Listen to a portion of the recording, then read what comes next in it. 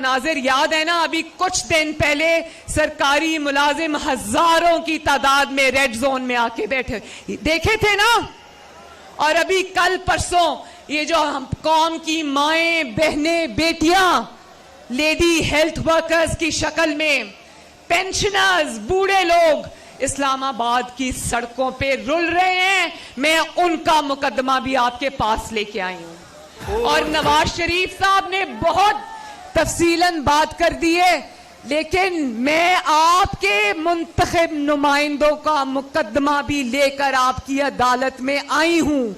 आपके मुंतखब जो नुमाइंदे हैं उनको तो एक इकामे पर निकाल दिया जाता है, उनकी 3-3 नस्लों का हिसाब होता है, उनके ऊपर अरशद मलिक जैसे जज लाके बिठा दिए जाते हैं।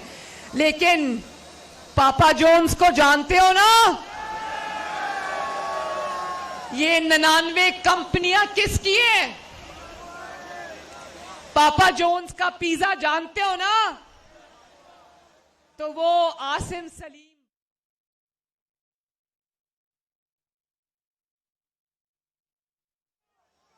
SAPM से रिजाइन कर दिया है। लेकिन क्या आप ये मानते हो कि 60 अरब डॉलर के जो सीपेक का मंसूबा नवाज शरीफ के हाथों से लगाया हुआ, उसका चार्ज आसिम सलीम बाजवा जैसे।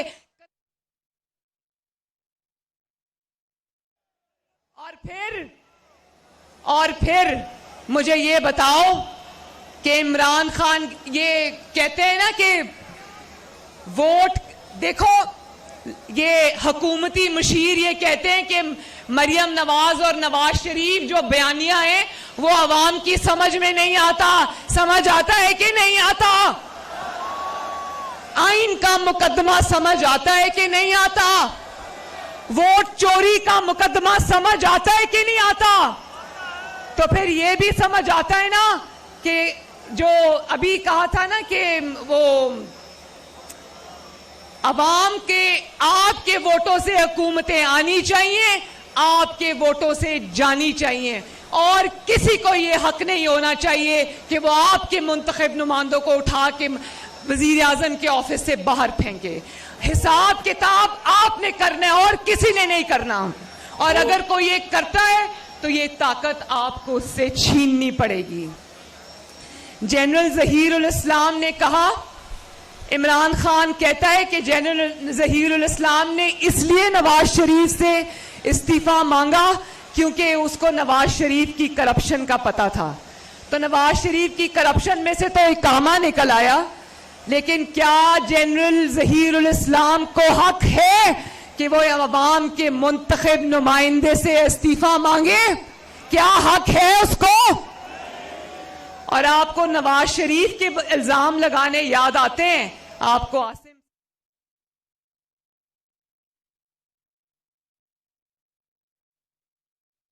को वाइंड अप करूंगी। मैं सिर्फ एक बात ये समझाना चाहती हूं आपको कि जब वोट को इज्जत नहीं मिलती तो अवाम का वो हाल होता है जो आज आप सबका हाल हो रहा है। फिर आटा भी चोरी होता है, मार्केट से गायब भी होता है। और ये हमें कहते थे ना सिसिलियन माफिया, अब पता चला है माफिया क्या होता है। माफिया होता है जब पहले आप चीजें मार्केट से गायब करा दो, और जब आप गायब करा दो तो उसके बाद उसकी कीमतें बढ़ा के आप उसको मार्केट में वापस ले आओ। तो मेरे भाइयों, ये जो करप्शन का इमरान खान राग अलापता है ना, इसकी करप्शन की दास्तानें जब बाहर आएंगी तो लोग कानों को हाथ लगाते हुए दौड़ लगा देंगे। आज मीडिया को चुप कराया है, जंजीरों में जकड़ा है, तो तुम्हारी करप्शन की दास्तानें खुलेआम कोई बात नहीं करता। आज तुम कहते हो ना कि सारे इदारों के साथ हम एक सफे पे हैं, तो इमरान खान याद रखो, सफा पलटते हुए देर नहीं लगती।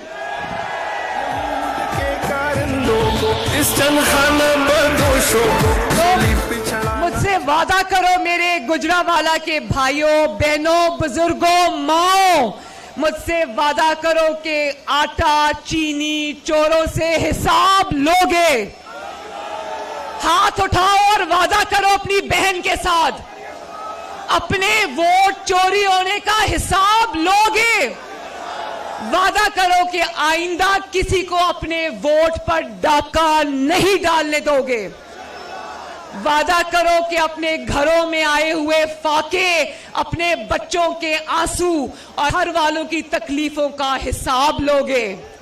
और वादा करो कि जब नवाज शरीफ आपको कॉल देगा, जब पीडीएम आपको कॉल देगी, जब आपकी बेटी आपकी बहन निकलेगी तो उसका साथ दोगे।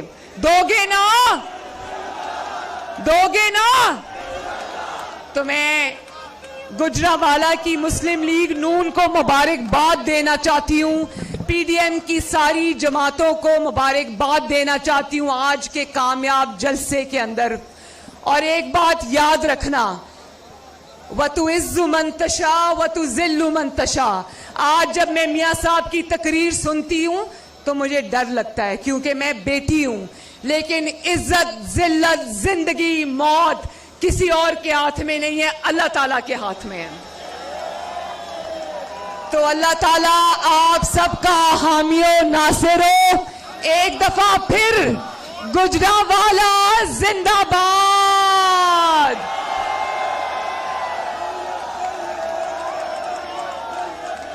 गुजरावाला जिंदाबाद।